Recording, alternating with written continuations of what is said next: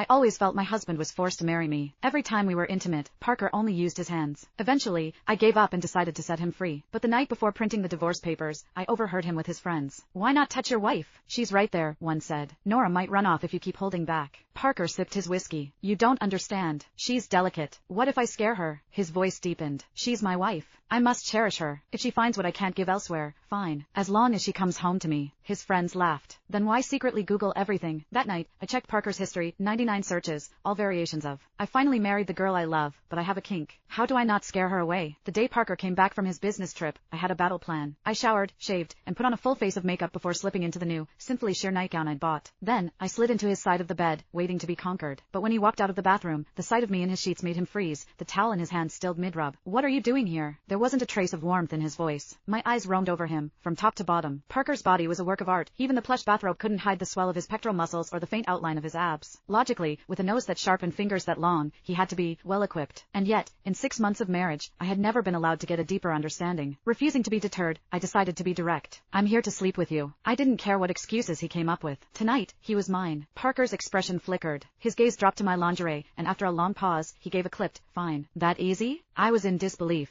As he approached the bed, I felt a wave of uncertainty. The only light came from the small, mood-setting lamp on the nightstand. He lay down beside me, a wave of cool air and the clean scent of soap washing over me. My heart hammered against my ribs as I boldly wrapped my arms around his waist. Parker's entire body went rigid. A beat later, his head turned, his eyes finding mine in the dim light. His voice was a low rasp. "Do you want me to help you?" Before I could answer, he pulled away, his movements swift as he opened the nightstand drawer. The little spark of excitement inside me was instantly doused by the practiced ease of his actions. I didn't even need to ask. I knew what was coming next. He was going to fulfill his husbandly duties, just not with himself. A white-hot spike of anger shot through me. It was always like this. His own body was under lock and key, untouchable even when he was clearly aroused. When he pulled out the finger cots, my face darkened. I snatched them from his hand and threw them at his chest. "Help me with what? You're so damn vanilla. What new tricks could you possibly have?" My voice was sharp, brittle with frustration. The lamplight was too faint for me to see his expression clearly, but I could feel his dark eyes fixed on me, the intensity of his gaze like a physical touch. It was hot, and maybe, just maybe, laced with confusion. All the pent-up disappointment surged to the surface. "Parker, if you can't get it up, just say so. It's not like you're the only man on the planet. I can find someone else, anytime. We were married, for God's sake. Why did every encounter have to feel like he was doing me a reluctant favor?" "That's not what I meant," he said, his voice strained. But still, he made no move. Not even to cut my face for a kiss. Anything would have been better than this cold distance. This was the third time. The third time I'd laid myself bare, only to be rejected. The disappointment was a crushing weight. I grabbed the robe I'd just discarded and stood up. Then I stormed out, slamming the door with a thunderous crack that echoed the shattering of my patience.